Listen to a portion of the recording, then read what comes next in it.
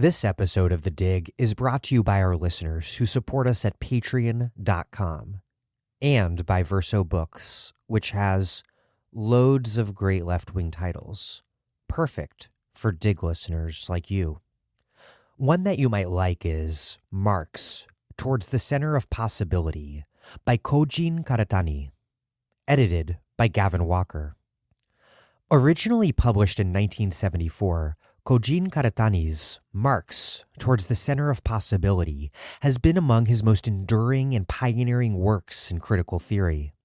Written at a time when the political sequences of the New Left had collapsed into crisis and violence, with the widespread political exhaustion for the competing sectarian visions of Marxism from 1968, Karatani's Marx takes on insights from semiotics, deconstruction, in the reading of Marx as a literary thinker, treating capital as an intervention in philosophy that could be read as itself a theory of signs.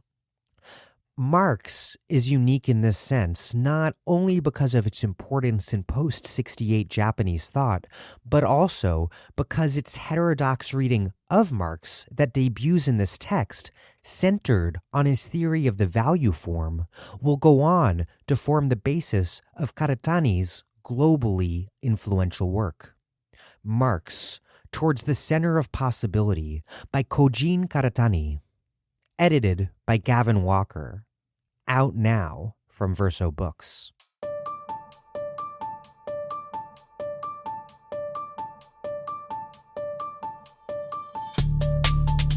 Welcome to The Dig, a podcast from Jacobin magazine. My name is Daniel Denver, and I'm broadcasting from Providence, Rhode Island. New York City's inequalities have defined the course of this plague. It's hitting working-class Black and immigrant New Yorkers the hardest, the people who live in the smallest, most crowded quarters, who must work to eat, and thus who must use a subway system abandoned by the sheltering-in-place middle and upper classes to get to their jobs. Today's New York is a man-made disaster, crafted amid the fiscal crises of the 1970s by the harsh austerity and neoliberal model that bankers, corporate elites, and the Ford administration imposed in response. My guest today is historian Kim Phillips-Fein, the author of Fear City, New York's Fiscal Crisis and the Rise of Austerity Politics. She first brings to life the New York that came before the crisis, a city with social democratic aspirations, where militant public sector unions and the people that they served fought to build a place with good jobs, free higher education for all, an expansive public health system, and so much more. But American and global capitalism were already undergoing a massive transformation in the 1960s as the city, pushed by its organized people, extended its social democratic promise to meet growing human needs, including those of the huge numbers of Black migrants arriving from the South and of Puerto Ricans who had departed from their homes in the Caribbean colony. It was just then, as huge numbers of poor people of color were arriving in New York, that jobs and middle-class whites were leaving to the suburbs and far beyond. And so the city's tax base was leaving too, hoarded in the sprawling suburbs of an intensely segregated metropolis. Throughout the 60s, New York's leaders bridged this gap by taking on debt. When economic crisis hit in the 70s, bankers stopped buying that debt, and Republican President Gerald Ford refused to help. Elites held the city hostage, demanding austerity and the evisceration of the city's social democracy in exchange for access to the credit that the city needed to survive. The economic reaction was a thoroughly political reaction, too, that curbed popular and union power and that sharply curtailed what everyone thought was possible, what people expected and aspired to expect from government. When New York ultimately did come back, emerging from those crisis years that became a staple of pop culture nostalgia, it came back a changed city. It was a city that no longer served the diverse working class, but rather finance and real estate and yuppies. It was a new order protected by police and prisons.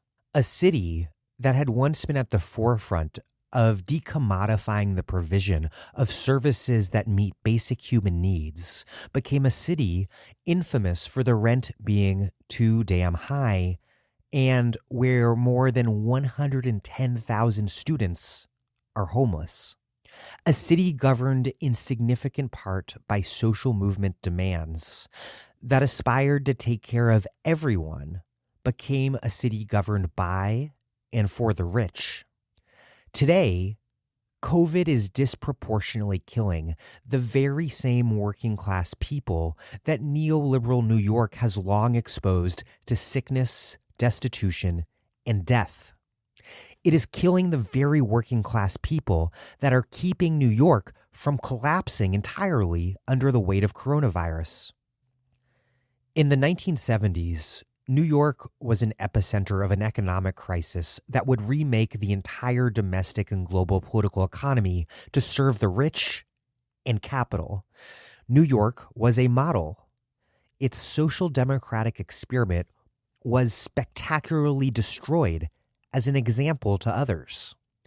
It was a lesson that there is no alternative. That lesson would be repeated again and again, from the debt-leveraged imposition of the Washington Consensus on the Global South to the capital strike that brought French President François Mitterrand's socialist project to a swift end.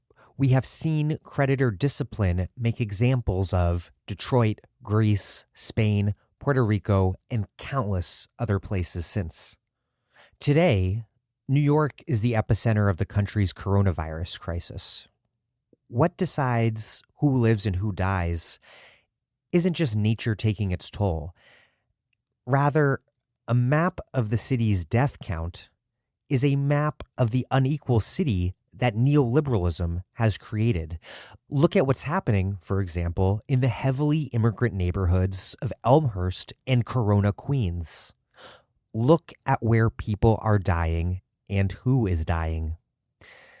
This is what happens when we have a government that in ordinary times is charged with little beyond sort of ensuring people's mere survival. In a pandemic, our system can't even get close to ensuring even that. In other words, we all of us in New York and everywhere else, still live and do politics in the world created out of the crises of the 1970s. The good news is that so many of us are fighting so hard to break free of that world and to create a new one in its place. Much of that world that we're fighting for, in fact, looks a lot like what New Yorkers were trying to build in the 1960s. Free higher ed, homes for all, healthcare for all. Which brings me in a somewhat roundabout way to what do we do about the Bernie movement now? This campaign has been about fighting for a new world that was, in a way, a world that was taking shape in the New York City of Bernie's youth. And though we've fallen short, the end of the formal campaign does not by any means mean the end of the movement. Huge numbers of people, particularly young people, are never returning to politics as usual. And that is more true than ever in this extremely unusual moment.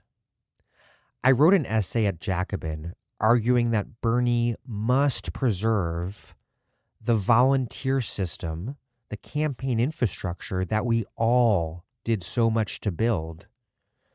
He must preserve it and then retool it for social movement ends, now that the race for the nomination has all but concluded. Bernie also remains on the ballot, and I do hope and believe that people will independently organize to ensure that he gets votes and delegates from the upcoming primaries. Finally, volunteer leaders are circulating a petition calling for the preservation of the campaign's organizing systems.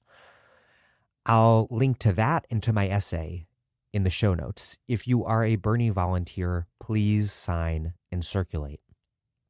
Super quick before we get started. We can only do all of this work and make all of these podcasts for you because you, our listeners, support us at patreon.com/thedig. We are spending a bunch of time and money right now on 2 new projects. One is a limited run series on life and politics amid COVID. 2 are Dig book clubs that we are helping you all start. If you are interested in submitting to the COVID series or in joining or leading a book group, you can find out more info on all of that at thedigradio.com. That's thedigradio.com. Anyhow, we are spending the money that you give us wisely. And so, if you have not done so already, and you have a stable source of income and can afford it, please contribute what you can at patreon.com/thedig. That's patreon.com/thedig. Finally, our audio quality isn't quite as hot these days because we cannot hire producers to record our guests because that is a super socially proximate activity. So this interview gets a little shaky audio-wise, but is still totally audible for a few minutes near the middle. Anyhow, we are working on technological fixes and are doing our best, given the circumstances. Okay, here is Kim Phillips-Fein, who teaches American history at New York University. She is the author of Fear City, New York's Fiscal Crisis and the Rise of Austerity Politics, and of Invisible Hands, the Businessmen's Crusade Against the New Deal.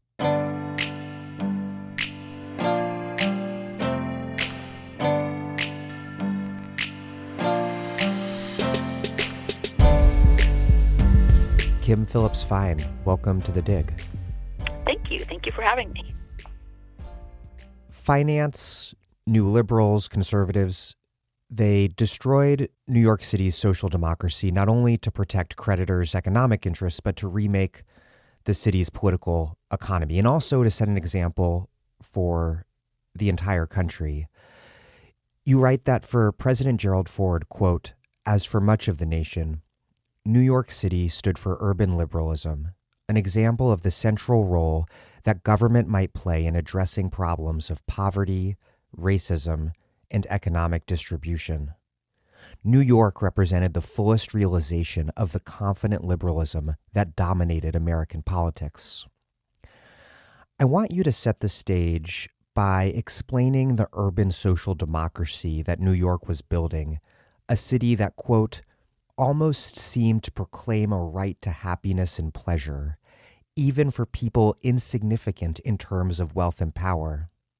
That was the promise implicit in the ordinary, everyday monuments of the local health clinics, the free museums, the affordable transportation, a right to belong to the city and to have the city belong to you. We know the crisis years well because they've become iconic in film and in popular culture. So start by describing this New York City that came before, the New Deal and Great Society's leftward edge, perhaps one of this country's boldest efforts yet at building a humane society. New York City in the post-war years was a very unique place in the context of American history. And there are a number of things that set the city at this moment apart. It's a city with very high union density, as it still is today, but higher still then. It's a city that has a strong and very vibrant left-wing political scene, which exerts a kind of pressure on local politics. It is also a city that has, especially thanks to the New Deal and to Mayor Fiorello LaGuardia's relationship with President Roosevelt, had gotten a lot of federal money during the New Deal years to expand public housing, to expand public investment in infrastructure of all sorts. And combining all of this with a tradition of of local social welfare activism that goes back to the early 20th century. The city, going into the post-war years, develops a very unique set of public institutions and a unique investment, unique in the American context, in developing the infrastructure of a democratic city, small d democratic political entity. And I think there is a kind of large a major investment in public health and public health infrastructure. There are about 20, I think a couple more than 20 at the peak public hospitals operating in the city. This is in addition to a network of public health clinics that run throughout the 5 boroughs. And in addition to that, to a investment in public health through the schools. There were, in addition to nurses, other kinds of health checkups that happened for city school children. There and were 3 public nursing schools, I believe. Mm-hmm. There's the public health department of the city is actually engaged in various kinds of epidemiological research, and is seen around the country as one of the most ambitious public health departments, both in developing programs and also in trying to think about and understand what you need for public health in a city.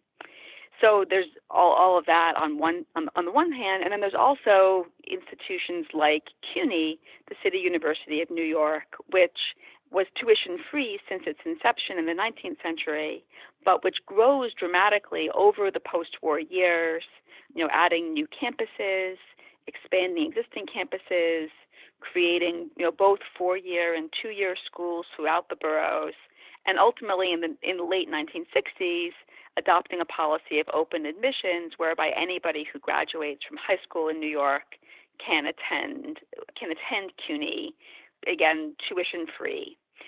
Is guaranteed admission at one of the campuses throughout the city. So here, too, is a very ambitious investment in higher education as a public good for anyone in New York. This is layered on top of the different kinds of public resources that the city's library system, its transit system, which actually also becomes fully publicly owned in 1940. Previously, part of it had been a privately owned system, but the city takes over the operation of the subway lines entirely, and there's this very powerful commitment to keeping the fares very low. And so there's the transit system, the library system, the city school system, which there are different problems in the city school system, but one of the things that is notable about it in the post-war years is that there's very strong emphasis on music and art education in schools. People recollect schools giving them, instruments to use for free in schools. There's a remarkable investment in different kinds of, in the public sector of the city, the public infrastructure of the city, with a certain vision of the way that this might connect to the lives of ordinary New Yorkers. And I think one of the things that is a little bit, this was never a perfect system, obviously. There was an intense racial segregation in the city all throughout the post-war years. The city is becoming more and more a city of people of color over these years. I think the proportion of people of color in New York is pretty low at the end of World War II, but the city's Black and Latino population greatly increases between 1945 and 1970. And the public resources are not, kind of distributed in some perfect way in the city at this point. It remains a city very divided by race and class. But nonetheless, I think this public investment is, was a remarkable accomplishment and a kind of a vision of city life that was, both made a tremendous difference in the experiences and social mobility and culture of the city, and also represented a kind of aspiration. So the places where it wasn't perfect, people pushed on it to try to get more and to improve the public sector, and to improve it, to expand it, to develop it, to strengthen it. So I think that's one of the things you see happening in the city all throughout the 40s, 50s, 60s. You write, quote, "The city's politics reflected its economic structure, and in part because, quote, the industrial nature of the city meant that there was a clear economic rationale to the investment in public goods. The subways got workers to their jobs, the clinics kept them healthy, and the libraries and universities offered skills training and an avenue for upward mobility and the purchasing power that went with it." Explain your analysis a bit more here. Why it was that industrial New York put working class New Yorkers at the center of its politics in a way that the New York of finance and real estate that would supplant it has not. Yeah, I think that the city's economic structure in the 40s and 50s was New York was really at this point much more of a blue-collar industrial manufacturing city. And we don't always think of it that way, partly because New York was always different from some place like Detroit or the south side of Chicago. Its manufacturing base was one composed of small factories, smaller employers. It was a diverse base with many different industries represented: electrical manufacturing, garments, printing, food and drink manufacturing and distribution. So it's the ports, of course, it's not as dominated by a single industry the way that Detroit is by the auto companies or by a few very, very large employers, again, like Ford, Chrysler, General Motors, or the steel companies, someplace like Chicago. It has a kind of heterogeneity that I think is, kind of helps. Part of what it means is that the employers, the companies, each of them is actually pretty small, and they are much less well organized in some ways than the workers who work at the companies. And so their political weight in terms of the city government is not as profound. And then on the other hand, in comparison to the city driven by finance and real estate, or in a way by other kinds of white-collar jobs too, the people who work at these companies live in the city. They're not commuting in from the suburbs, at least at first or early in the period. And there's a kind of just a way in which their backgrounds are in some ways not so dramatically different from those of their employers. And there isn't the same sense of a bifurcated city as will come to pass later on, where you have people working in, kind of very high income industries who are really set apart dramatically from the rest of the city. So I think there's more work that could be done on this, actually, and that people are doing on both industrial New York and then on actually the deindustrialization of New York. Andy Battle, who has just finished his dissertation at CUNY, is working on deindustrialization in the city in this period, and the way that helps to set the stage for, I think part of what I take from his work is the way that changes the city over the post-war years and opens up the space for the fiscal crisis to happen, both economically but also politically, that it changes the balance of forces, the balance of power in the city overall. But I think, in a way, the vision of New York as a industrial city And then the question of what happens to New York as it deindustrializes is one of the kind of the major themes of the period. I would also point to Josh Freeman's book, Working Class New York, which it was very influential for me and which helps to paint, kind of even more fully the picture of New York of this working class social democratic city at its peak. The new politics that you describe emerging from the 1970s crisis is emerging as well from this broader new economic order that was taking shape before the crisis, including very much have it relating to the spatial dynamics of that order. You had capital and middle class and affluent taxpayers moving, which meant jobs and tax revenue moving, which created this whole new and sharply segregated political and economic order of segregated polities divided between city and suburbs. And even bigger picture, you have the entire reorientation of American political economy towards the Sun Belt. But you write that New York in the 1960s pushed forward in building this social democracy, even as its tax base was disappearing, even as these massive transformations were already well underway. And one thing that stuck out to me was how Mayor Abraham Beame, as the crisis hit in the 70s, that he initially persisted in believing that business in general and banks in particular, that they should and would, if he just scolded them enough, behave as citizens of New York. And it really came across, and the characters in your book really jump right off the page. Really, he portrayed their failure to do so as a moral failing, as a disloyalty. But the banks were already playing by new rules, and Beame didn't understand that. And it's not just that jobs had moved away, but which I knew about before reading your book, but that the globalization of finance had changed banking in a way that made the city much less powerful vis-a-vis banks, which in turn made tax-exempt municipal bonds way less important to their profits. Explain this, how these deep changes that were already well underway were suddenly revealed by the crisis when it hit, and how that all shaped the terms on which the crisis was resolved. Right. Well, there's a lot to speak to there, but I guess I'll start with the last part about the banks and about the financing of New York City, and then maybe I'll move back to Beame and also the politics of the 60s and what's changing there. So I think, one of the things that the way that the story of the fiscal crisis is typically told, or has been typically told, is really emphasized. It has been a morality story about the problems of liberalism and the problems and irresponsibility of New York City's government.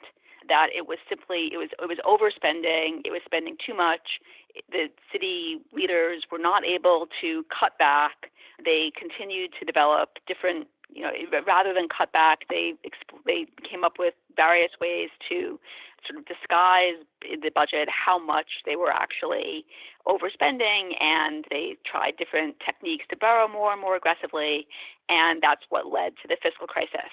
And we can talk a little bit more about, there are parts of that I think are, have some truth to them. But one of the things that has gotten, I think, really not enough attention is the way that the attitudes of banks and the context for the banks that are underwriting New York's debt, they are actually really changing at this moment as well. And this is in the late 60s and early 70s. Many banks are, I guess I would point to a couple of different things. One is that banks are really expanding their overseas operations at this point in a way that means that they have the tax advantage that they obtained from municipal bonds is declining. They have more of their income outside of American taxes to begin with, and so the benefits to holding these bonds, which you don't have to pay taxes on the income, the interest income from them, is not as significant as it has been previously. And that's in the context of that bigger story of the oil profits being funneled into Latin American debt. Exactly. there's kind of a larger context of the petrodollars and declining bank regulations in general, and also the turn towards the increased interest in finance as a site of profit-generating activity, especially as United States manufacturing appears more and more fraught and difficult. And all of these together, I think, taken together, they transform the financial industry in many, many different ways. But one of the things that they do is they make banks much less interested in financing cities like New York or in carrying municipal debt in general. And the proportion of municipal bonds that are held by commercial banks declines over the course of the early 70s. This is across the board, not just for New York. And this is kind of right at the same moment when not just New York again, but many cities are actually trying to expand their borrowing. Cities and also states, and some cities and states tried to set up separate entities that would kind of float bonds that were meant to specifically be used for industrial development. Or there's a whole, this is at a moment when there's an increased demand for public borrowing. And I think this change in context is important to understand, again, part of why the fiscal crisis emerged when it did. There was actually an earlier, in the early 60s, New York almost goes into a fiscal crisis, and similar to that, which happens in the 70s, but everybody walks back from it. And there are different reasons for that. The advent of the Great Society programs, the war on poverty, that changes the context for New York. But I think part of it is that the banks actually are acting quite differently by the time you get to the mid-70s. And yes, there's a real way in which people like Mayor Abraham Beame, who have come up within this particular vision of the city, this particular kind of constellation of institutions. Beame himself had gone to City College. He came from a very poor family on the Lower East Side. He had been a lifelong, as soon as he came into politics, he sort of worked his way up the Democratic machine. Beame was no kind of political, he didn't have much of a political theory. He was not a very inspiring or charismatic speaker or person, but he did have this kind of faith and confidence in how the world worked, and which is shaken by the fiscal crisis. And as part of what he doesn't quite understand how the banks can be acting this way, how they can say they won't finance the city any longer.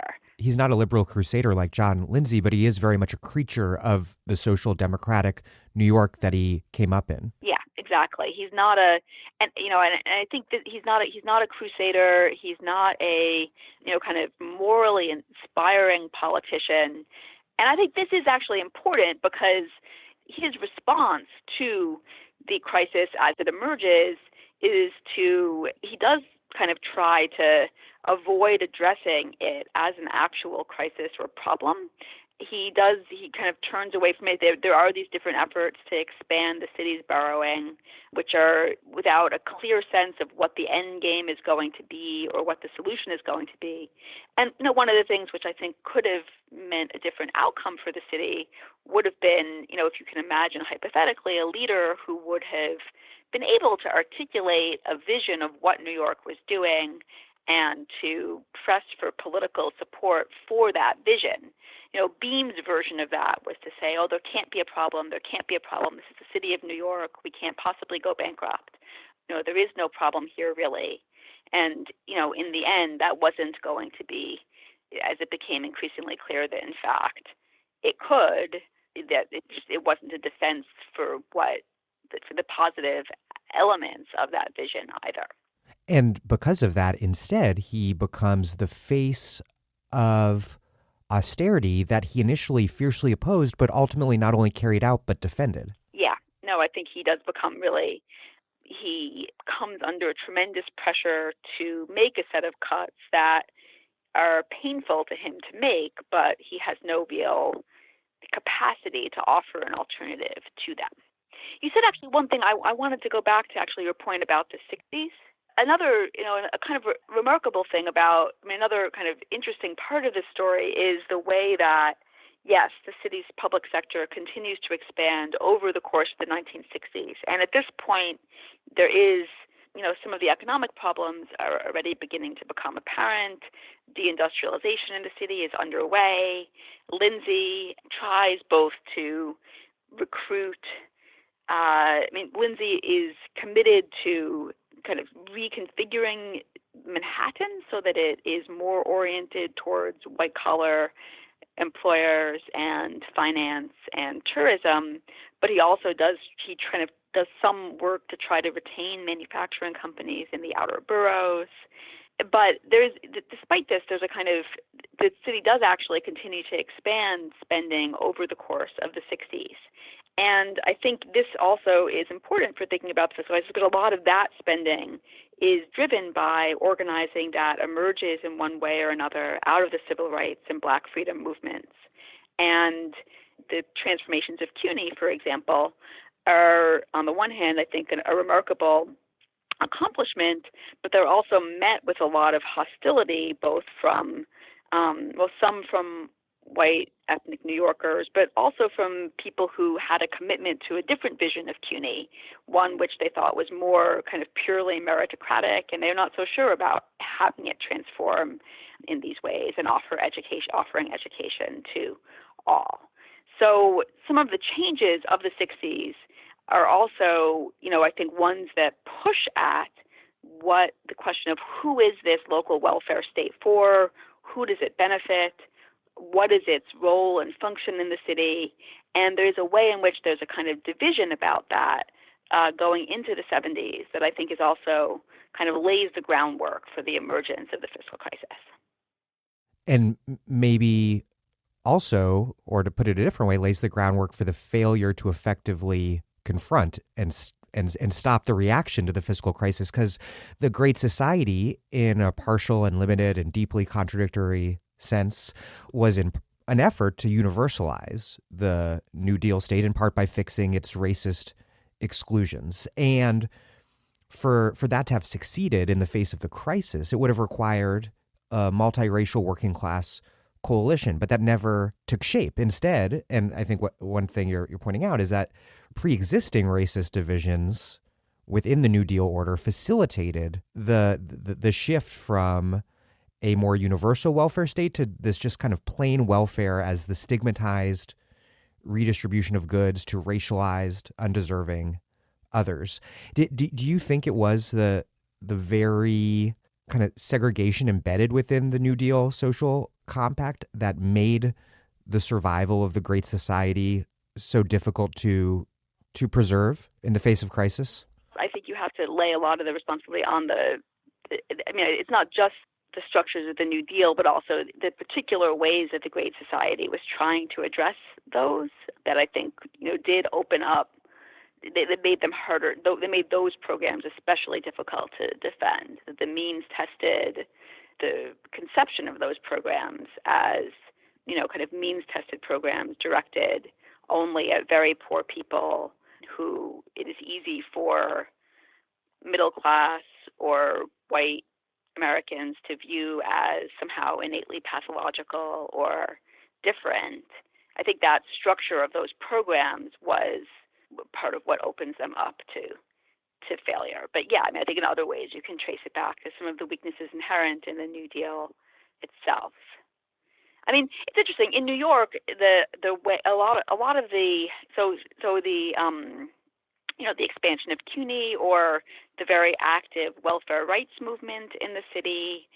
These are very lively and ambitious and dynamic social movements. They aren't, the way in which these programs come about is not so much through a top-down approach, but they are responses to these very kind of crusading and intense and passionate mobilizations. So, yeah, I think that's important to remember also. You write that the conventional wisdom blames spendthrift liberals like Mayor John Lindsay and even maybe more Abraham Beame, even though he was a totally different sort of political character than Lindsay. It blames unionized public sector workers and the poor and diverse public that they served. And one thing I was thinking out a lot reading your book is how the story you tell really exemplifies what I think is a core feature of neoliberalism, which is a dislocation between the scales at which power operates and at the scale at which it's visible. So you have local elected officials who have all the responsibility for imposing the austerity and who become the target of protests. Meanwhile, the scale at which real power resided was so much higher up and harder to comprehend and kind of wrap one's arms around, because you had the Emergency Financial Control Board, and then above them, the federal government, and then even more abstractly, the entire ascendant system of financialized capitalism. And so public sector unions did, and these public sector unions, as you mentioned, or I don't know if we've talked about it yet, but as you detail in the book, come out of this really powerful social unionism movement of the 60s, and they did initially try to target First National Bank and try to identify finance as the villain. And identification of the enemy is so critical in politics, but that didn't really stick or take hold. So what happened in terms of the scale that workers and everyday New Yorkers were resisting on, and then the scale that power was operating at, and how did that all shape how the crisis was framed and how blame was apportioned? Well, I think that's a great question. That's also a really interesting way of putting it, or thinking about neoliberalism and these sort of layers of power. Well, part of what happens in the fiscal crisis, or so when it becomes evident that, as the crisis becomes increasingly manifest, or as it becomes clear that, as banks start to say that they aren't going to continue to underwrite the city's debt any longer, they're not going to help it sell its municipal bonds, they're not going to buy the bonds themselves, and the city isn't going to be able to keep borrowing, this triggers the fiscal crisis, because the city actually needs to be able to keep borrowing in order to conduct its daily operations. So when it's clear it won't be able to any longer, this sets off a chain of events where unless some solution is found, the city will have to declare bankruptcy or default on its debt. And there was a lot of question, what would that actually have meant? What would it have looked like? Because the city is different from a corporation. You can't just sort of fold up shop and go home.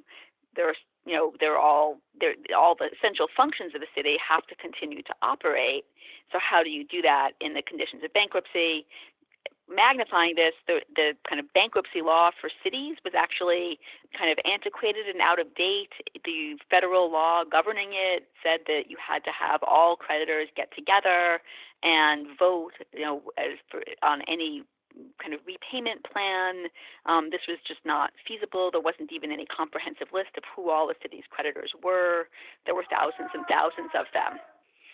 So the crisis kind of emerges over the summer of 1975, and it becomes immediately clear that the city comes under a tremendous amount of pressure to make a set of steep cuts to its public sector.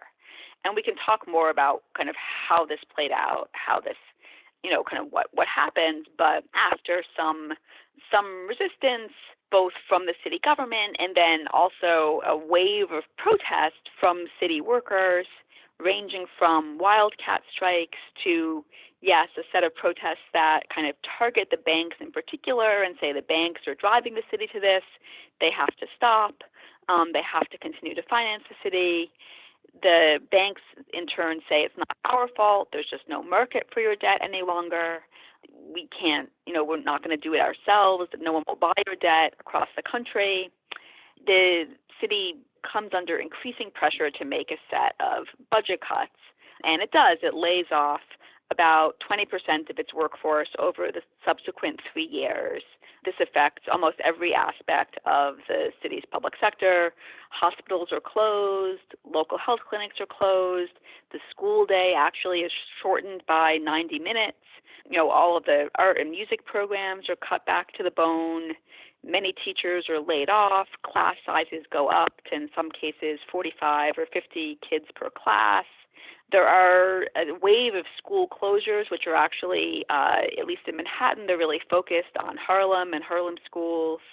There are, the libraries are cut, hours are cut.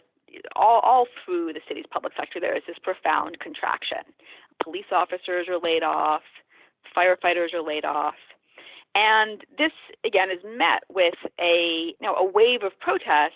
But a lot of that protest is very local and defensive in nature. So people in a particular neighborhood will organize to keep a fire station open. People will demonstrate to stop their local school from closing. There is a wave of protest within the CUNY system to keep campuses that were threatened with closure from shutting down. But many of these struggles have a lot of trouble working together or mounting a broader scale political response to what's happening. And I think that is partly because there isn't a clear sense of how to do that, who to target. It reminds me a little bit of the famous scene early in The Grapes of Wrath, where, the Jodes are losing their land, and one of the Jodes, I forget which one, comes out and says, who can I shoot? And it's not really clear who is to blame. So I think that is actually, I think you're quite right. There's something about the fiscal crisis where people have a sense that something terrible is happening and that things are changing in ways they can't control, but the question of who is to blame is not altogether clear. And Beam's refusal to make a political defense of New York social democracy facilitates that problem, because he offers himself as the face of the problem for people to protest, but protesting Beam ends up not being the right target, sort of. He's hardly the person who is, he happens to be carrying all of this out, but he isn't the person with whom these plans and visions originate either. So yeah, I think it's very interesting. And you mentioned the Emergency Financial Control Board, and I think this is actually also important to know coming out of the fiscal crisis that what the state, New York State gets involved in trying to find some way to rescue the city. And the state also is actually concerned about its own finances. New York State had borrowed a lot during the 1960s and early 70s too, and was, its own fiscal position was in danger, especially if the city went bankrupt.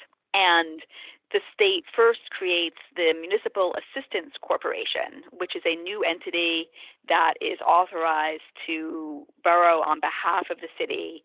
Its bonds are supposed to be backed by dedicated sales tax, so they're supposed to be secure investments.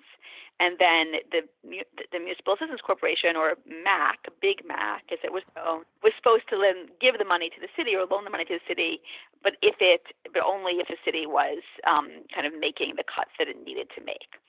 So MAC is created early in the summer of 1975, and many of the people who were associated with the fiscal crisis, like the financier Felix Rohatyn, who was the chairman of MAC and became in some ways one of the real public spokesmen around kind of interpreting what was happening in the city. And who came out of Lazard. Yeah, who came out of Lazard Paris and was an interesting figure himself, and kind of very, in many ways, kind of just a conflicted figure. He had himself been involved in transforming the financial sector to be much more aggressive, much more kind of using the power of finance to change corporate culture in different ways. But he also was someone who had a certain kind of skepticism about kind of pure laissez-faire economics, and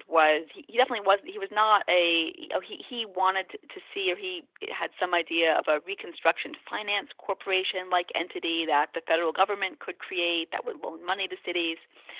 But he was definitely not, he clearly thought that the only way for New York to get out of the crisis was to adopt a sort of shock austerity program. He, said that the only, shock impact was going to be necessary. Maybe that might not. That's actually a quote from someone else, not Rohatyn, William Ellinghaus, the chief executive of New York Telephone, but who's also involved with MAC. But Rohatyn, said overkill was going to be necessary to have the necessary impact, that investors around the country wanted to see dramatic evidence that New York was changing its ways. Tuition at CUNY was an important part of that. So he was very committed to the sense that austerity was the only option forward for the city, even though at the same time he continued to have some sense that greater federal investment was important down the road.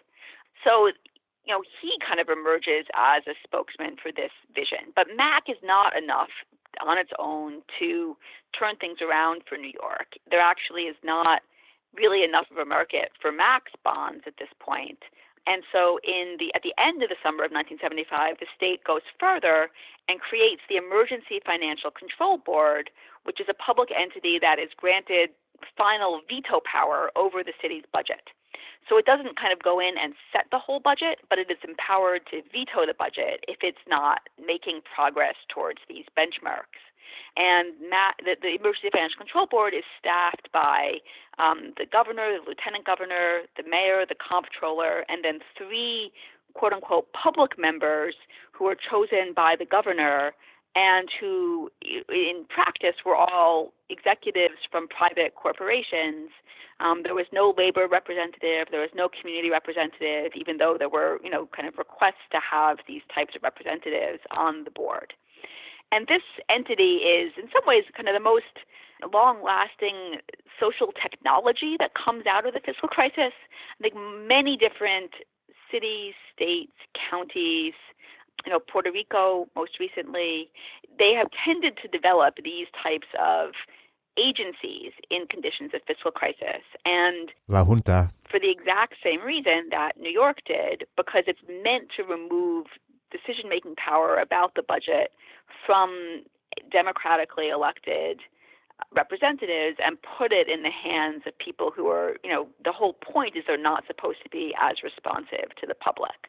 And so for that reason, they can be entrusted with carrying out these kinds of cuts.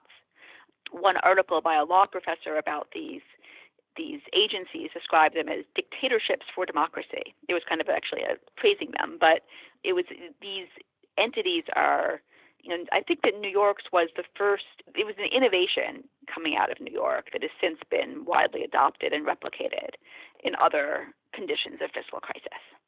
Austerity was justified on economic grounds as a way to resolve the debt crisis, but what became targeted for austerity, you write, was thoroughly political. Imposing tuition on CUNY, for example, was important not so much as a budget line item, but because crushing the belief that higher ed should be free was important symbolically for changing what government meant, what was expected of government.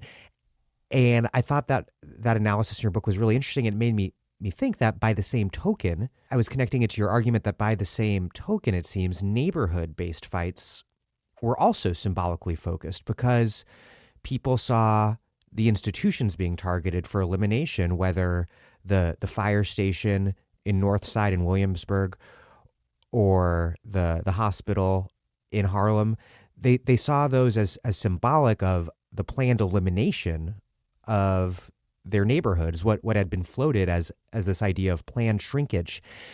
Is it fair to say that a problem at play was that elite symbolic politics were big picture while the resistance remained sort of parochial? And if so, why did it remain so parochial?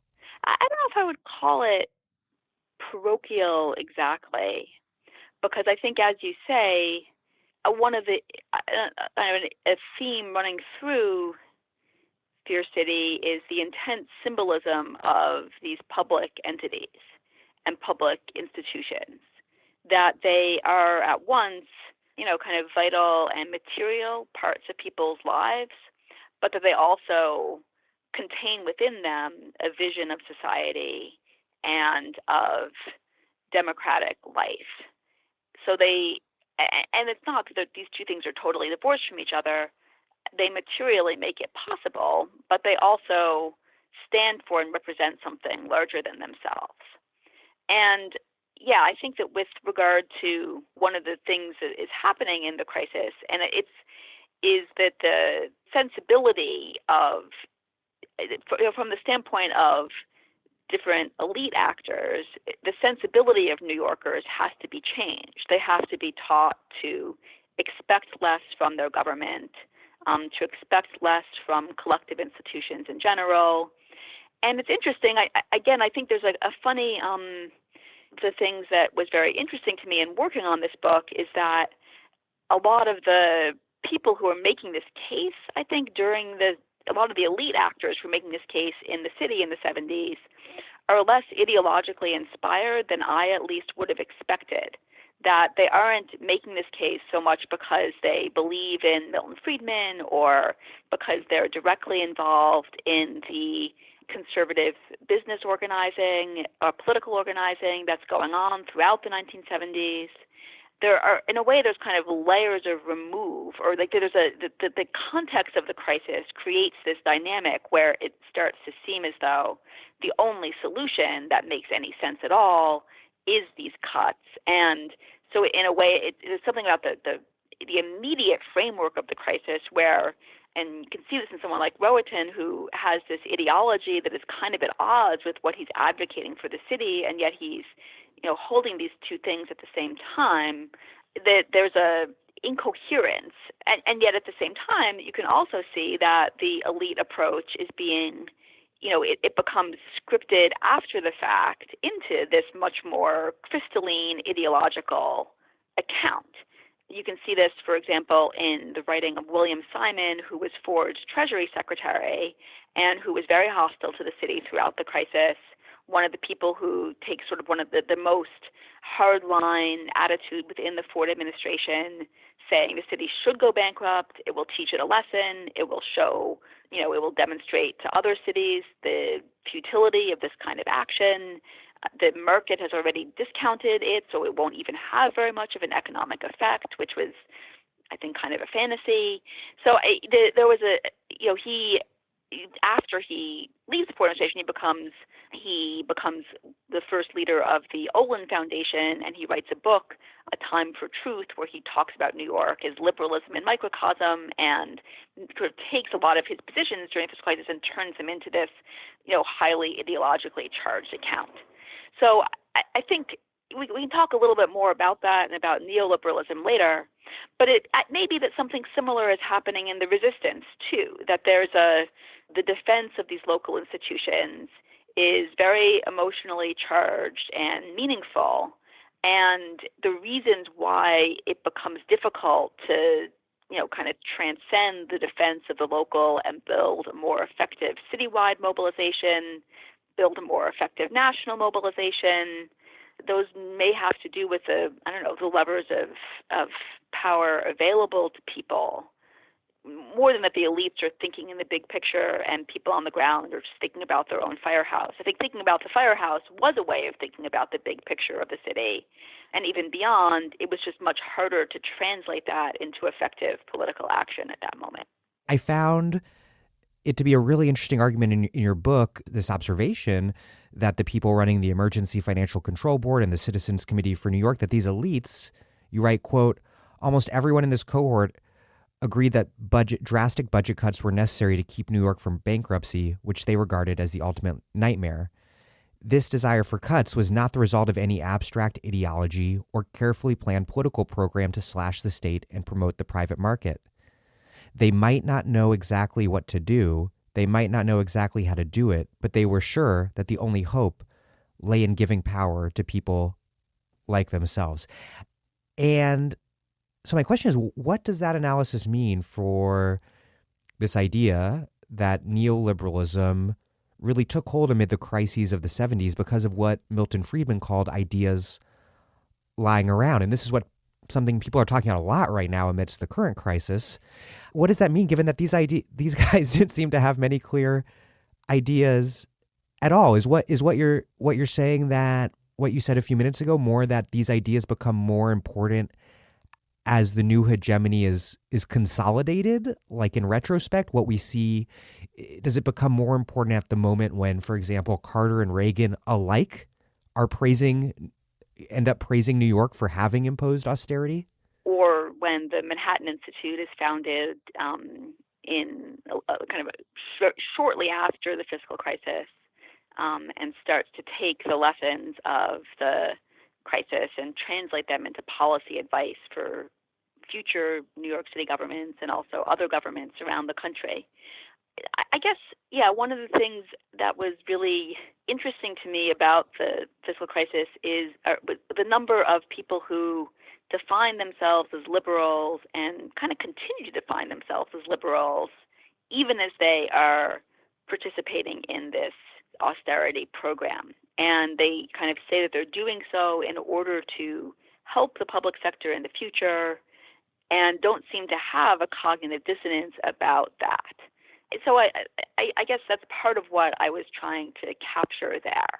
I do think a lot of these people involved in these institutions, if you had kind of taken them a few years before the fiscal crisis, they wouldn't really have advocated the things that they wound up enthusiastically embracing as it came about.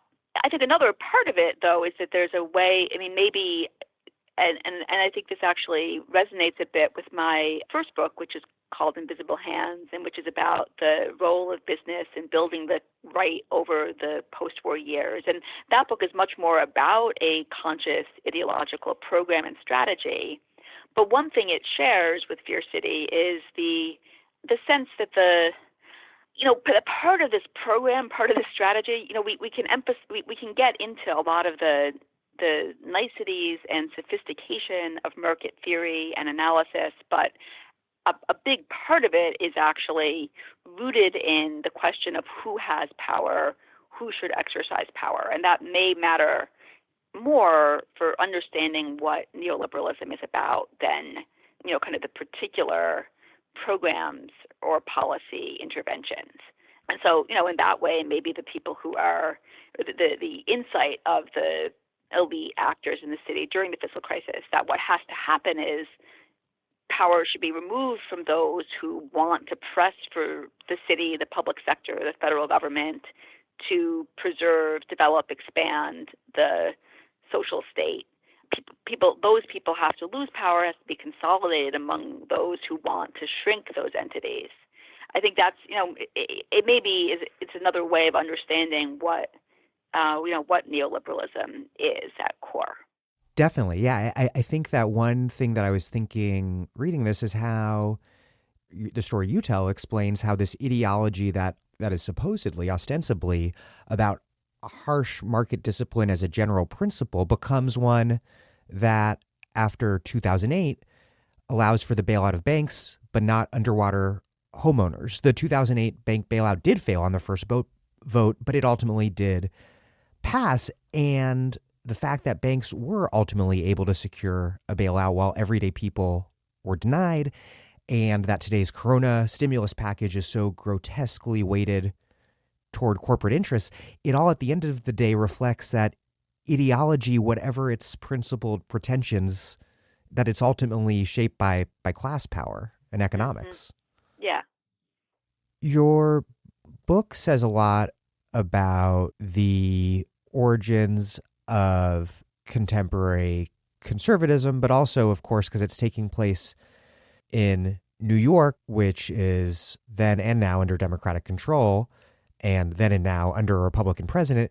It says a lot about how changes in American liberalism relate to changes in American conservatism and broader changes in American political economy. Where does this story fit in, which begins in New York, not with the crisis, as you mentioned, but prior to that with liberal Republican Mayor John Lindsay? Where does it fit into that bigger story of the rise of the Atari Democrats who would become kind of morph into the New Democrats under Clinton, and this story about the relocation of the Democratic Party's center of gravity to the affluent suburbs? Where does this story of, I guess, urban new liberalism fit into that?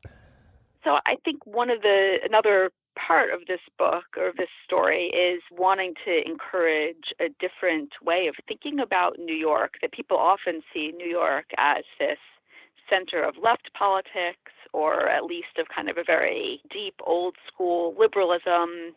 And I think one of the lessons one of the things that I thought about a lot while working on the book is the limits of that story, that New York actually becomes both the heart of a new kind of conservative politics, I think, coming out of the fiscal crisis, one that is much more punitive, much harsher, and that, kind of some of the politics of resentment and bitterness that come out of the fiscal crisis help to animate a new conservatism emanating out of the city. And also that, yes, it very much becomes part of a reorientation of liberalism. And I think this partly is because of the role of the fiscal crisis in national politics and some of that, the way that the crisis gets grafted into the ideology of the New Democrats, that they also kind of see it as this moment of failure for the liberal state. There is a way in which the kind of larger underlying causes of the crisis are bracketed and shut off, and it becomes all about the pathologies of liberalism and the need to move the Democratic Party away from too close of an association with unions and with the civil rights movement and kind of the welfare state more broadly. So I think, and there's actually another component to this, which two younger scholars who I have worked with or been lucky enough to work with have been, their work starts to flesh this out. Benjamin Holtzman, whose book will be on the kind of New York post-crisis, is coming out fairly soon. And then also Dylan Gottlieb, who is a young historian writing about yuppies and the rise of the yuppie as both an archetype, but also the ways that the city, after the fiscal crisis, consciously tries to appeal to a new group of young urban professionals, and the ways that the shift towards finance in the city actually involves, in some ways, recruiting a new workforce to come to the city, and that many of the people who do come to New York at this point in the late 70s and early 80s are people who, will actually become active in, for example, Gary Hart's campaign in 1984, and they start to make up a new constituency for the Democratic Party, one that is socially liberal but fiscally conservative, and where a very important part of its politics is kind of hinges on turning away from big labor, the old working class, and the kind of a vision of a larger welfare state. So I think the crisis both kind of becomes part of the political imaginary in this way, but also within the city, actually helps to the new population of the city is actually one that becomes part of the new democratic consensus. And also a lot of the institutions that come out of the fiscal crisis, a lot of what happens to urban liberalism afterwards is that it becomes much more oriented towards philanthropy, towards public-private partnerships, business improvement districts, PTAs that raise hundreds of thousands of dollars for particular schools. So there's a whole effort to harness private wealth and, kind of bring it into the public sector, but in this, very segmented way. The park conservancies are another mechanism by which this happens. And I think, so there's actually, I think, this institutional change in what urban liberalism looks like. And even the way the High Line, I mean, it's beautiful, but it's also just like a real estate project. Right.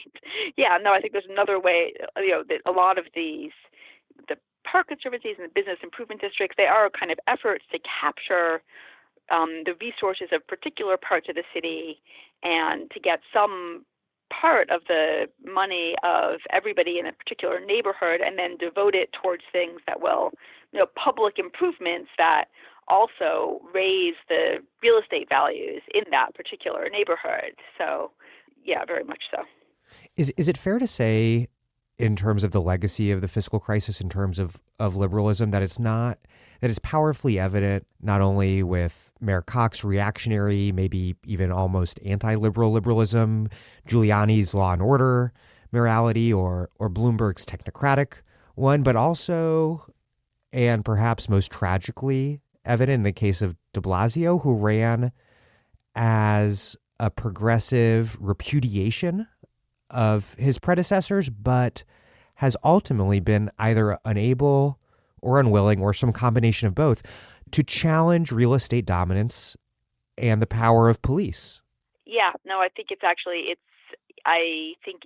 it's very interesting how coming out of the fiscal crisis, and I would say, I think more historical work actually really needs to be done on the 80s and 90s in New York to fully understand this. But I think, yeah, the power of, on the one hand, real estate development, and that these people really organized coming out of the crisis, and in a way, for people like Koch, or the importance of improving property values as a way of financing the local state. Like, that becomes the theory of what's going to save the city, is finding ways to improve property values, and then that will enable you to raise more money in property taxes, and that will allow you to run an effective public sector again.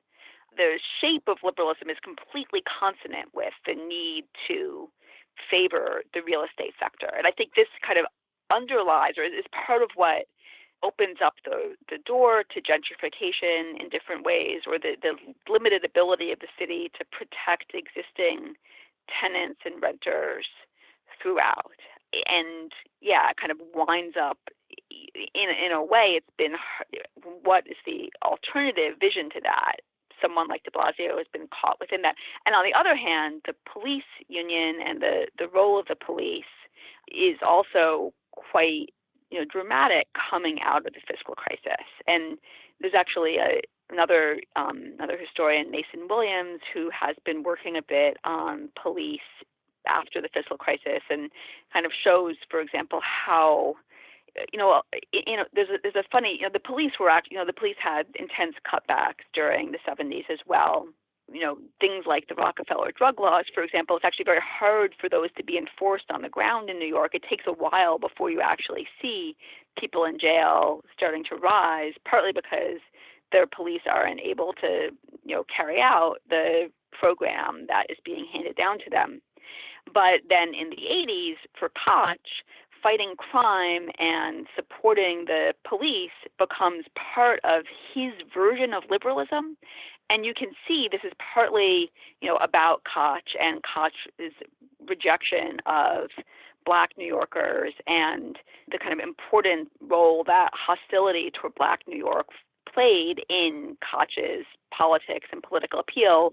But it also is part of his effort to say the liberal state can do something. So in a way, like, what can the liberal state do? Well, it can fight crime, and this is part of what it's like. It's an acceptable form for liberalism to take. So here too, there's a way in which, like, other functions of the state are being cut out or cut back or not viewed as legitimate any longer, but this is one that still is. And so both the kind of the institutional power of the police goes along at a deep level with this ideological reformulation of what liberalism is. And so then, so they went up with someone like de Blasio, who just, the traditions have been so hollowed out that it's hard to go, the powerful institutions of the city constrain what he is able to do. And the cops' reaction, the way they resist the fiscal crisis, really lays the groundwork for this, because they, along with firefighters, in a lot of ways stood apart from other public sector workers and portrayed themselves as the true first responders, this masculinized elite among public sector workers of sorts, which is something that we've seen play out in much more recent history in terms of fights over public sector unions in Ohio and Wisconsin. And in New York, this was most clear with the Cops and Firefighters Fear City campaign, which you, of course, take the title of your book from, these pamphlets that urged visitors and tourists to stay away from what they described as an apocalyptic hellhole, which was really a pretty reactionary argument that framed them as the thin blue line between society and chaos. Yeah, so they create the police union early in the summer of 75, when the first rounds of layoffs are being announced. They create these pamphlets which feature a grinning skull on the cover, and it says, "Welcome to Fear City." And then on the inside, it paints this this picture of New York as a, in this pretty racist language about New York as a, kind of this frightening place. You shouldn't go out of your hotel after 6 p.m. You shouldn't take the subways. Whatever you do, you should stay away from the South Bronx. And their plan is to distribute these pamphlets at the airports, especially Kennedy, to tourists, and especially international tourists who might be coming to New York. And when this plan is announced, Mayor Bean is apoplectic and obtains an injunction preventing them from handing out the pamphlet, and they challenge it. Eventually the injunction is lifted, but they don't actually wind up doing it in great scale. Anyway, at that point, but they do, however, they take out big ads in the New York Times. They drive around the city with these sound trucks kind of blaring these messages about when was the last time you or someone in your family was mugged. So they definitely take on this. The police union tries to argue against these layoffs by presenting itself as the savior of the city. I think that's absolutely right, and it does so. It's not really interested in. There's a kind of condescension on the part of the police union towards many of the other unions in the city, especially District Council 37. They view many other city workers as kind of paper pushers, or they're not the real city workers the way that the uniformed services are. So yeah, they claim to that, and I think it is true that the city at this moment, this is the moment of kind of rising violent crime in the city. Skyrocketing. A lot of crime statistics are subject to manipulation. But murder is not. Yeah. It is not. Yeah. And so it's, one of the remarkable things about the fiscal crisis, I think, in general, is that all these cutbacks are happening, at a moment of intense social need, when there really is a kind of rise in violent crime. There's a rise in arson and a fire epidemic, which is not just about arson, but, in neighborhoods like the South Bronx or Bushwick in Brooklyn.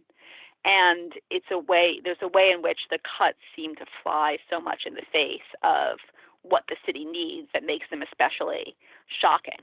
But nonetheless, the police capitalize on that by spreading or trying to spread a different kind of fear of the city, a fear of violent crime, and to present it in these pretty heavily racialized terms. And I took the title of the book from that, but I think part of what I wanted to do with it is show how fear could be mobilized from above, not just from below in these ways. The cover of the book shows this picture of skyscrapers, and in part what I was trying to do with it was, show that fear could be part of a political program generated from above, not just the fear of the city streets coming from the police union or coming from below. The crime rate, I think this is important to underline, and there's a lot of important work, including from James Foreman Jr., including the actual rising crime rate as part of our analysis of the rise of mass incarceration as a more comprehensive left way to analyze the rise of mass incarceration. So what's contingent within that is how the increased crime is framed and responded to. And a critical juncture in this interpretive battle in New York that you write about is the blackout of 1977. And what should be most remarkable about that, you write, is how broad the cross-section of people were, especially in poor communities of color, how broad the cross-section was of people who looted, and what that should reveal about why so many considered theft to be so legitimate. But doing that in turn would require a close examination of what austerity had done to New York and to the poorest people in New York in particular. But instead you write that the dominant response was for law and order and a description of looters as animals nurtured by the liberal state, and that in turn, as you've mentioned, really lays the groundwork for this urban neoconservatism exemplified by the Manhattan Institute, which then leads to stop and frisk and broken windows. So I just want to step back for a moment, and because you write, quote, "The politics of fiscal crisis and retrenchment went hand in hand with a turn toward jails and prisons as the ultimate response to the problems of urban poverty. How did that happen? I think what I was trying to get at there is the kind of narrowing of political imagination that comes out of the crisis offers few alternatives for thinking about urban poverty except this very punitive framework that is focused on, kind of punishing and removing poor people from society. And one of the things which was very interesting to me about the blackout, one of my favorite photographs actually in the book is this photograph of an elderly white couple kind of genteelly stepping out of a grocery store. I think it might be an A&P, I can't remember, but they're stepping out of the store, kind of taking some of their, the groceries home with them. And I think it's not, so many of the images of the blackout, the property crime that follows the blackout are focused on young men of color kind of running around the city. But actually, if you read the descriptions of it and also some of the social science interviews that were done afterwards, it's clear that a lot of the, many, many, many people from different walks of life participated in this. And the question is, kind of how and why did that seem legitimate, and how is it, part of a broader sense of social need and unmet social need that comes out of the crisis. And I think actually one of the other themes about the blackout is this way that there's a sense that someone's been stealing things from the city, the sense that someone is taking things that had once been belonging to everybody in the city and removing them. And prior to the blackout, a lot of that, some of that political energy anyway, was directed at elites who were thought to have been responsible for austerity and for taking common things away from the city. In the blackout, the language of that really shifts so that it's seen to be poor people instead as the ultimate, kind of villains taking things away from the city and from everybody. And so I think that's part of that shift to punitive politics that you were describing there. I'm Naomi Klein. You're listening to The Dig, as well you should be, and you can support them on patreon.com. This episode of The Dig is brought to you by our supporters at patreon.com and by Haymarket Books, which has loads of great titles, perfect for Dig listeners like you. One that you might like is Choice Words, edited by Annie Finch. With reproductive freedom under unprecedented attack, Choice Words takes back the cultural conversation on abortion. A landmark literary anthology of poems, stories, and essays, Choice Words collects essential voices that renew our courage in the struggle to defend reproductive rights. 20 years in the making, the book spans continents and centuries. This collection magnifies the voices of people reclaiming the sole authorship of their abortion experiences. These essays, poems, and prose are a testament to the profound political power of defying shame. As Molly Crabapple said of the book, silence, as much as anything, is why abortion is such an easy target in America. Stories save lives. We need women to say, shamelessly, I had an abortion. I'm not sorry. I'm not afraid. This anthology is a valuable contribution to this work. Choice Words, edited by Annie Finch. Out now from Haymarket Books. So crises not only open up different possible futures, but also different understandings of the past. And you write, quote, "The dynamics of the crisis created a sense that New York City's problems were entirely its own fault, which made it harder to see where power really lay, at the level of the state and the federal government, which had created the policies that led to the unraveling of the city."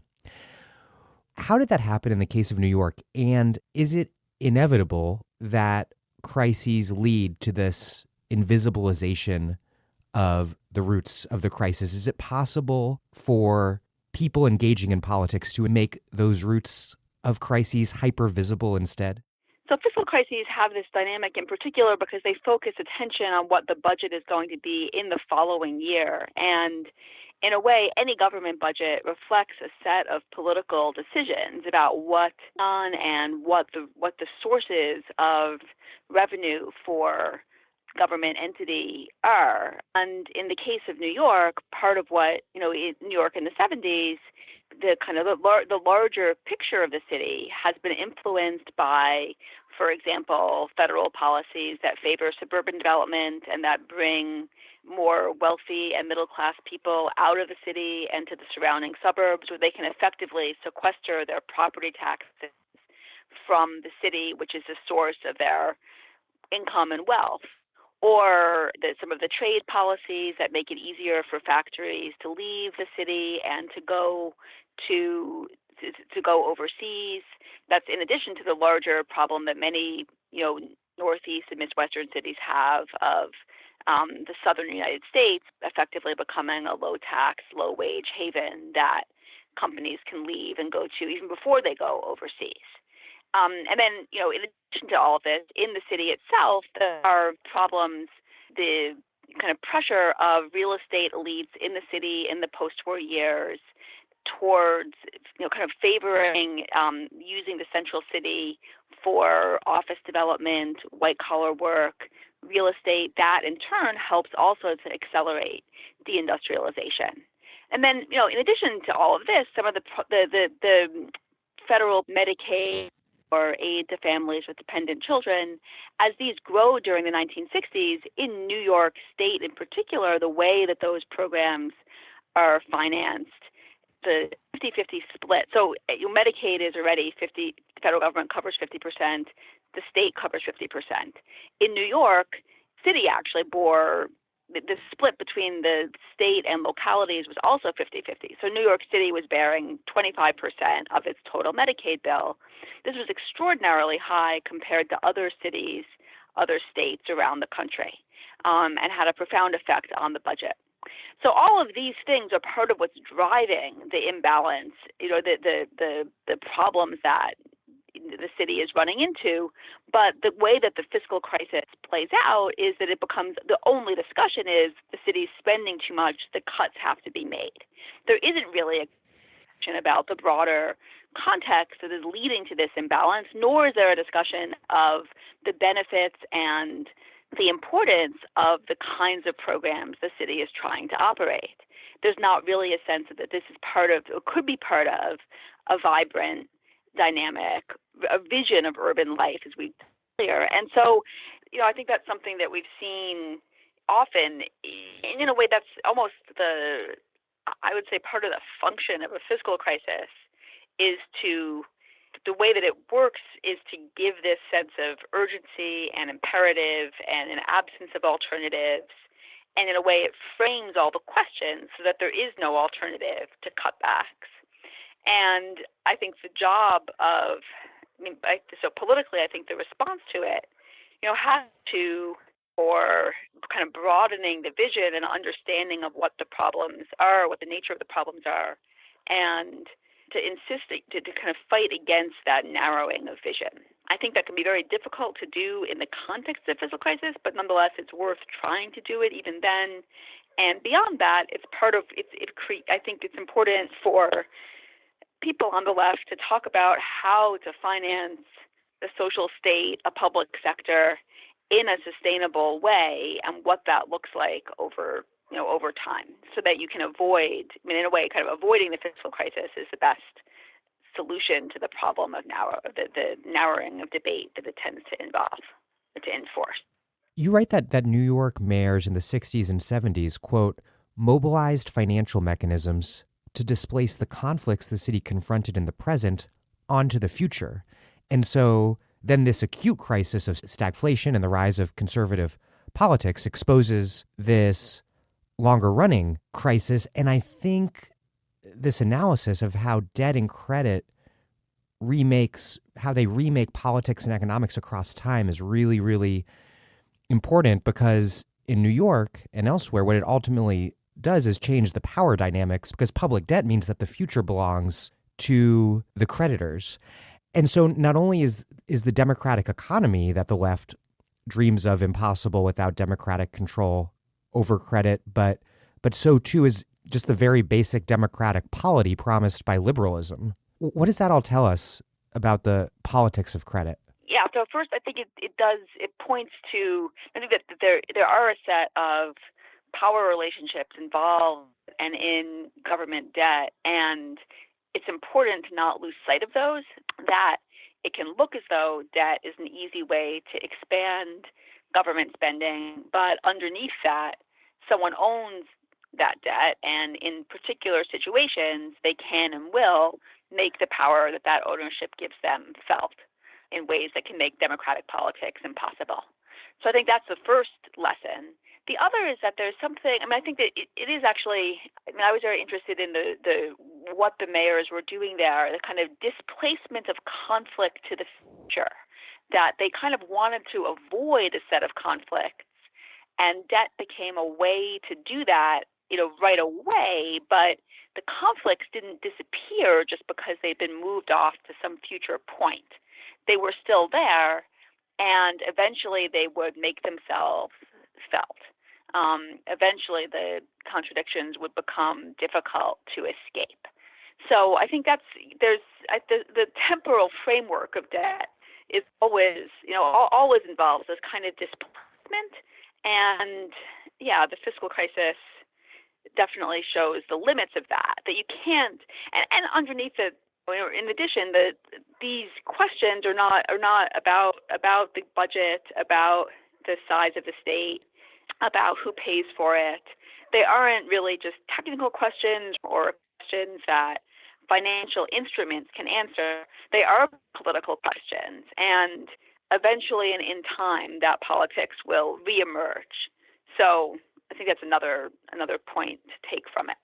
In terms of the conflicts that were displaced, you write, quote, "For much of the country, the New Deal order had become intertwined with the rise of suburbia and the flight from cities.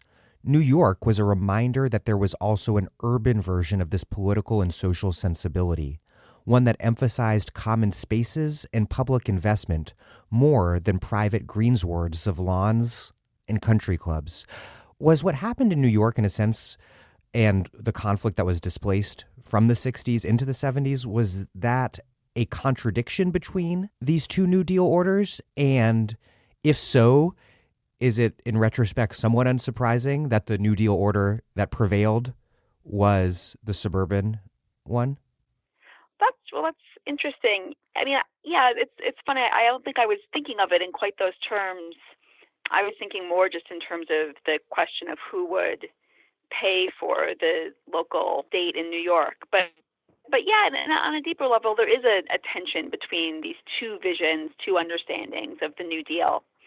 And I think that the book, or one of the things that I think I was trying to do in Fear City is there's a tendency, I think, now to, in some circles, to really emphasize the conservative elements of the New Deal, and the exclusions and segregations and divisions, the racial exclusions that involve, to emphasize the ways in which the Federal Housing Administration buttressed residential segregation, to look at the ways in which different social and economic benefits of the New Deal flowed disproportionately to white people and thus helped to reify racial segregation going into the 4 years, and also just the ways in which the New Deal becomes quickly grafted onto a military and commercial Keynesianism, and the politics of suburbia, which people often associate with a kind of property owning taxpayer politics that has within it, even at its even when it's part of this post-war liberalism, has within it pretty evidently something that's far more conservative. While I have a lot of sympathy for all of these critiques of the New Deal, but in a way, one of the things that I wanted to do in the book was to explore the parts of the New Deal that were more genuinely progressive and are part of a left vision. And the New Deal itself contained a lot of tensions, and is not easily, you can't, it wasn't just one thing either. So yeah, I think the idea that there's a way in which these two contradictory visions of the New Deal get worked out, that's a really interesting one, and certainly there are ways in which the support for suburban development, which comes out, which is perhaps one legacy of the New Deal, for homeownership and the flight from the cities, the public investment that makes the highways possible, that actually acts against the part of the support for the New Deal and the elements of it that are manifest in post-war New York. So we talked a lot about cuts to the social safety net, but as is clear from the history of the rise of racist policing and mass incarceration that followed the fiscal crisis, the state by no means just went away. There was plenty of money for cops in prisons, and there was also a lot of money for development. And you write about how under Mayor Beam that this really all got kicked off in a big way, with the city giving 29-year-old Donald Trump, a real estate guy known for his racist practices, this massive corporate welfare package to redevelop the Commodore Hotel, which was this classic old hotel, into the garish Hyatt Regency that it is today. Explain the shift from the politics of the city's welfare state being disciplined by mobile capital at the height of the crisis to this politics of the city doing everything possible to court mobile capital. This shift from prior to the crisis supporting workers to after the crisis claiming to support workers by supporting their bosses. Right. Well, I think there was this shift in some ways. After the fiscal crisis, there is this sense that the state has to be, or the local government, and some might say the entire kind of government at all levels, but certainly local government needs to be pared down to the basic essential services that it should provide: fire, police, sanitation, and that any money that's left over should go to economic development. And the idea is that only by encouraging economic development can you raise the money that you need for the state to do anything at all. And that's the lesson that a generation of city officials and liberals in general in the city take from the fiscal crisis. And I should say, I think in the immediate aftermath of the fiscal crisis, there are actually, it's not like these services continue. There were profound cuts to fire, sanitation, and even police, so that it's actually difficult for the rise of the kind of turn to kind of enforcing the Rockefeller drug laws in the city, the turn towards stop and frisk. That actually doesn't happen for some time after the fiscal crisis, partly because there are fewer police on the streets for a while.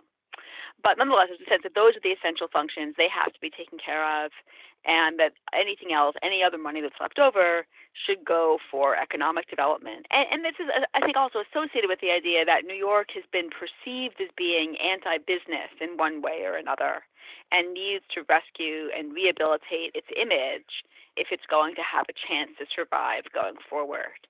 And this is, again, it's a little bit overstated. Lindsay had also actually tried to court corporate headquarters into Manhattan, and had been involved in different kind of redevelopment projects of Lower Manhattan that are happening during the 60s. Lindsay also tries to, create packages to retain industrial companies that might leave the city.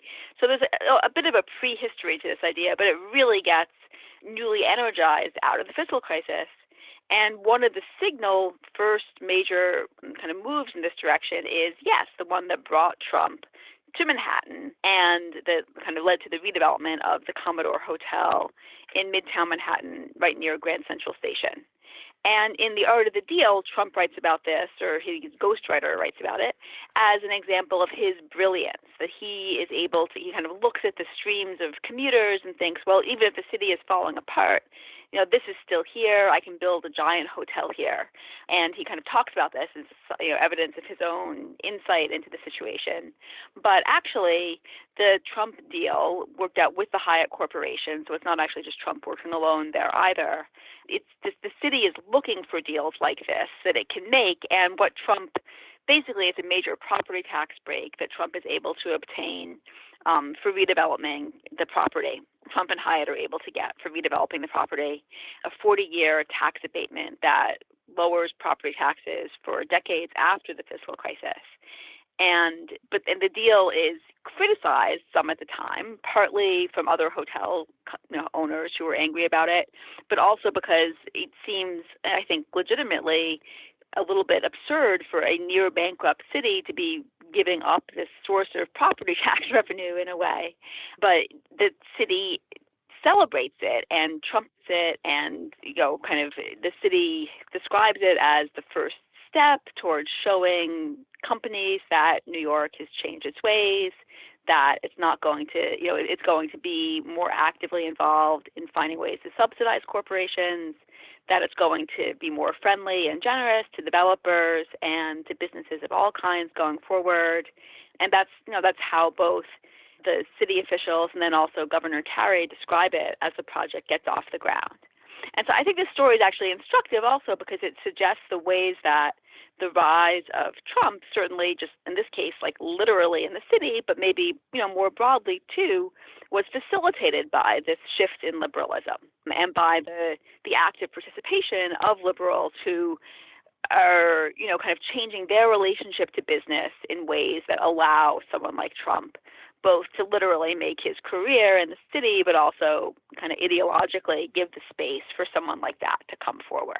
And Trump also, he not only embraces and benefits from this corporate welfare development strategy in politics, but also plays a big role in pushing the law and order reaction that protected that new system.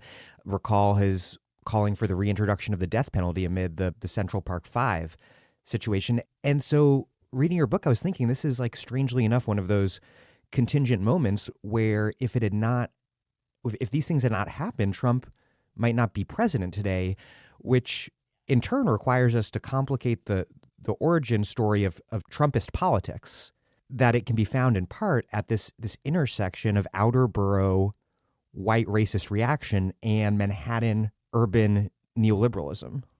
Yeah, I think that's what's so interesting about it is that it combines these two. It's both a politics which is about the corporate redevelopment of the of Midtown and the efforts of people who are completely integrated into the Manhattan elite, their commitment to finding ways to do that, their desire to do that, because it kind of rescues their version of the city, because they are themselves, people who own property that might be adjacent to something like the Grand Hyatt.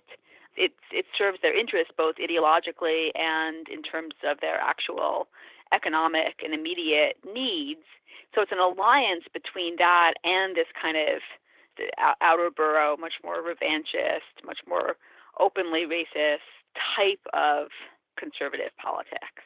And in a weird way, Trump really bridges those two things. We kind of associate him now a lot. He's often associated with he's thought to represent a certain kind of working class racism, white working class racism, but he always has had this connection, this profound connection to a more elite circle as well. And I think it's not just Trump. I'm thinking of Koch. The idea of reintroducing the death penalty and Koch running for the mayoralty in 1977, saying he wants to bring back capital punishment. I'm for capital punishment, or you. And Giuliani leading a police riot. Right. Yes. And Giuliani, under Dinkins. Right. I mean, as though, the mayor of New York doesn't actually even affect the question of capital punishment, but it's kind of having that as such a symbolic central part of his politics. A lot of your book is about what was lost, but you do highlight what remains, which includes a high-rise public housing system that, although it has a lot of problems and has been just really disinvested from, is still unlike anything that exists anywhere in the country, and means that you have working class and poor people in the middle of Chelsea. You write that what does remain is a testament to the struggles and that they weren't for nothing. What survived and what can we learn from what did survive? Well, I think that it's important just to back up for a minute. One of the things that was interesting about writing this book is that there's a lot of people today who are very committed to the idea that New York really has come back from the 1970s. The city is growing, its population is growing, it's becoming wealthier, people want to move into it. Part of what they mean is that, kind of white middle class people want to live in the city again, families want to live here. And so there was there were a lot of conversations that I had while working on the book about, luckily everything is so different now. New York has really come back. And, I think I think it obviously very much depends who you're talking about, who has New York really come back for. It's obviously very difficult to live in this city now as a working class person, even as a middle class person, honestly. And so, there are a lot of ways in which the city, I think, has become more difficult, more unequal than it was in the period that I write about. And look at how the coronavirus is hitting Queens, places like Jackson Heights, where people are living. The kind of there are the hashtag, we're in this together. Well, are we really in it together? This is not something that's affecting everybody in the same way. And even in New York, which has been this epicenter, of cases in the United States, the real, the impact that it's having on communities of color and on poor people and working class people is just quite different from what it's having in parts of the city where people can easily afford to stay home and isolate themselves. So the improvements in the city are by no means, uniform or universal. And I think that's important to keep in mind. But at the same time, I think it is also worth remembering that much of what makes New York distinctive, even today, are the same public institutions and investment and infrastructure that, while battered, while fraught, while far from what they should be, they actually still are there and deliver some of what they might have promised to. So the subway system, for example, all of its problems, it's had tremendous difficulties in recent years in particular, but still it is unparalleled in the United States. And that is part of what makes any resurgence or any success of the city possible. It's the only city in the United States with a real subway system. Right, it is. I mean, it's a remarkable thing. It's an incredible thing.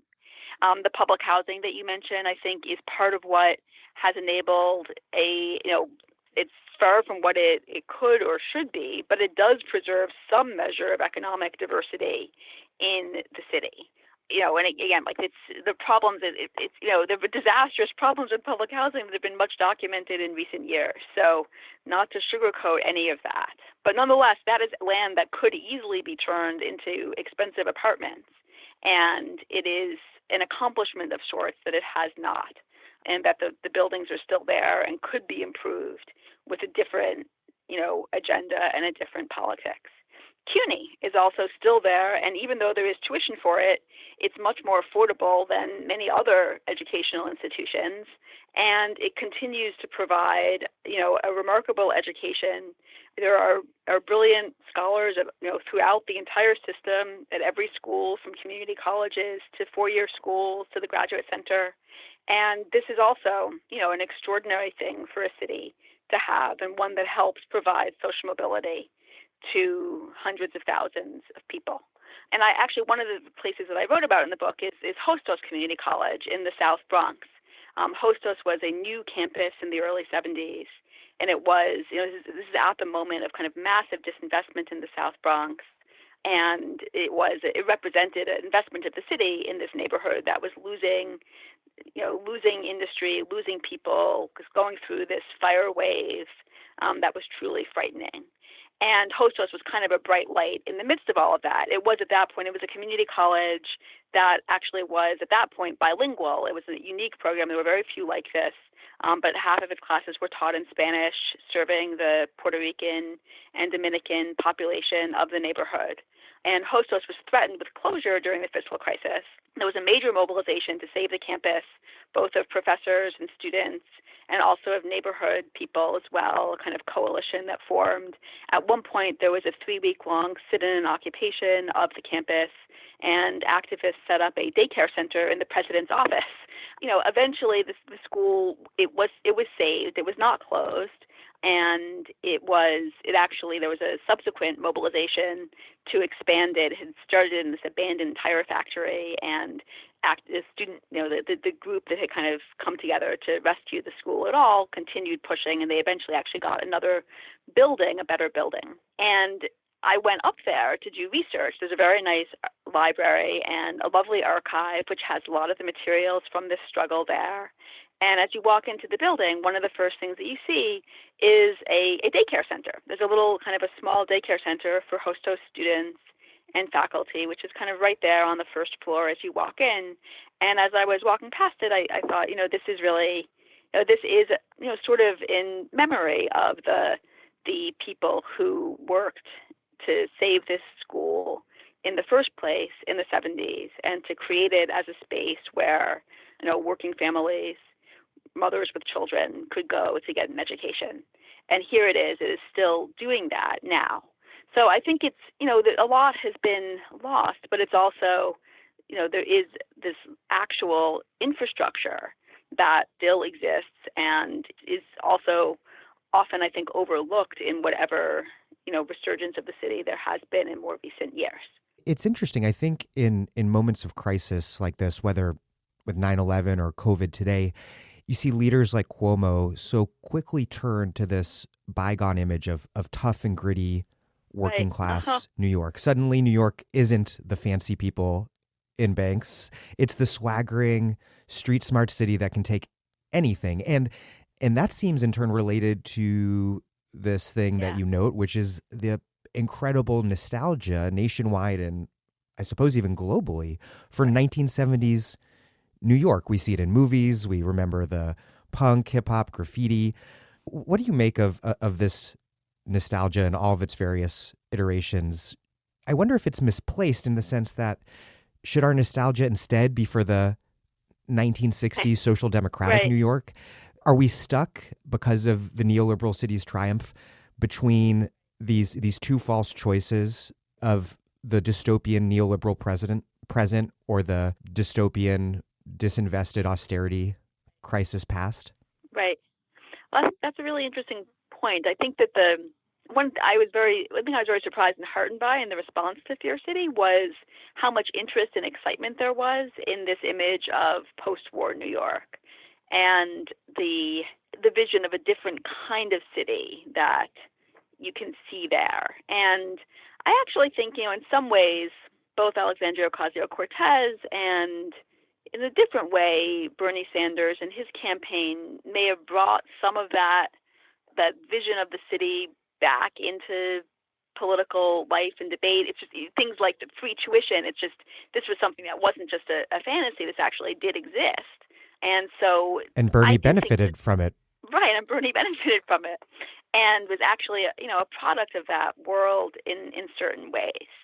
At the same time, I guess I would say two other things. One is I think it's important not to be too nostalgic for that world, that despite you can kind of isolate and bring out its utopian promises, but they were far from realized in many ways, and it's just important not to have a politics that's too focused in nostalgia around them. There were too many divisions. It's not a world we can simply inhabit as a space for future imagining. So I would caution against just simply being nostalgic for it in a way. And the second is, I think that the appeal of 70s New York is partly... Like, why does Taxi Driver make us feel good? Yeah, it's just, I think partly people are drawn to it out of a sense, because it seems like the last moment before the rise of this new thing. So it is a moment of things being kind of stripped down to their bare essentials, and where you can see how they actually work and who the system works for, and you can maybe out of that insight get a certain clarity and even a sense of freedom or possibility to imagine it developing in a different way. So I think that's part of why people are drawn to it, is that it's the moment that precedes the advent of what now looks like this very complete, developed, sanitized, political, economic, ascendant ideological formation. And looking at the moment before that comes into existence can give you just a sense of how it makes you feel again that it's contingent and could develop in a different way, could go in a different way. There's a kind of freedom out of that feeling of things falling apart and not being built up again. Yeah, it's like dangerous, but also seems free. Yeah. Free of the power of police, free of the power of the real estate market. Right.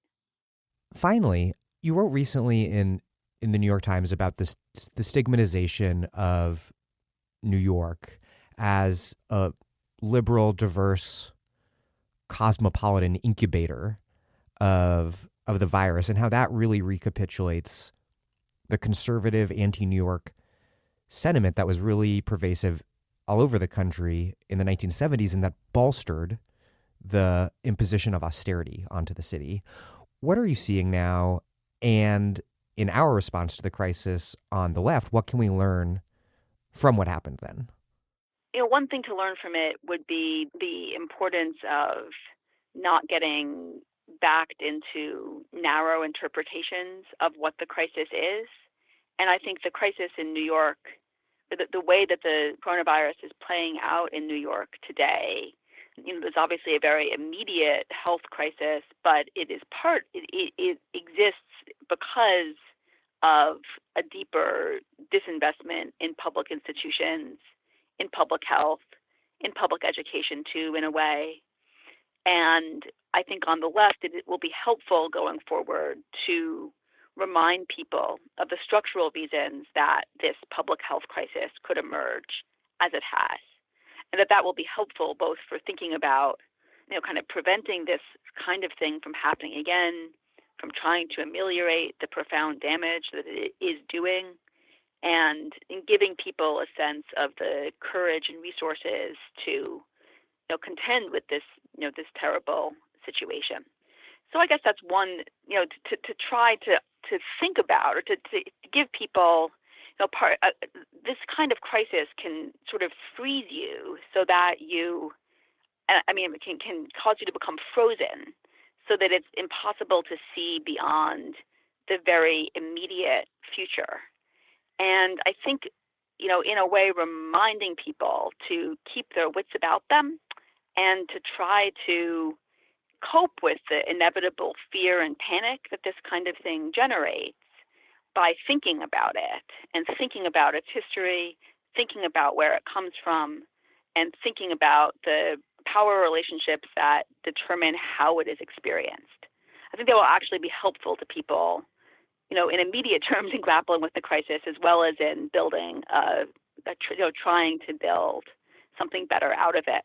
I think the second thing is that, to remember, and the very reasons that New York is demonized or is viewed as this, treated as this incubator for the virus, its density, its connection of people to each other, that those actually are lessons that New York can share with the rest of the country now and with the rest of the world, that our social infrastructure and the types of communities that it helps to create are what can provide people the solidarity and sense of common purpose that, again, is what the country and the world need to grapple with a crisis of this sort, and with other crises, too, going forward.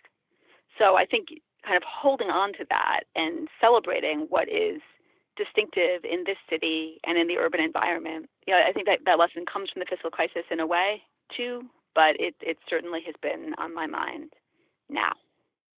Well, Kim Phillips-Fein, thank you very much. Thank you. This has been a pleasure.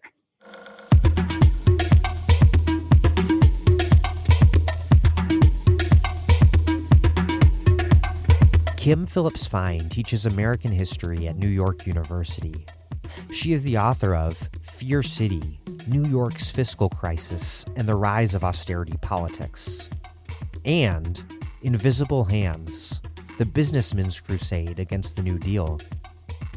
Thank you for listening to The Dig from Jacobin magazine. As Marx once said, after noting that humans are at last compelled to face with sober senses their real conditions of life and their relations with their kind, while other podcasts have only interpreted the world in various ways, our point is to change it. We are posting new episodes every week. The Dig was produced by Alex Lewis, music by Jeffrey Brodsky. Our communications coordinators are Julia Rock and Zachary Nin. Our senior advisor is Thea Riofrancos. Check out our vast archives and join or start a Dig book club at thedigradio.com. Follow us on Twitter at thedigradio, and please find us wherever you get podcasts and subscribe. And if it's on iTunes or wherever, please take a moment to rate and review us. That all ostensibly helps introduce us to new listeners, which, if you love The Dig, is inherently a good thing. But what truly helps do that is you telling friends, family, strangers about why you like the show. Please make propaganda for us. And do, last but not least, find us at patreon.com/thedig and make a monthly contribution to help keep this operation up and running strong. Even a few bucks is huge.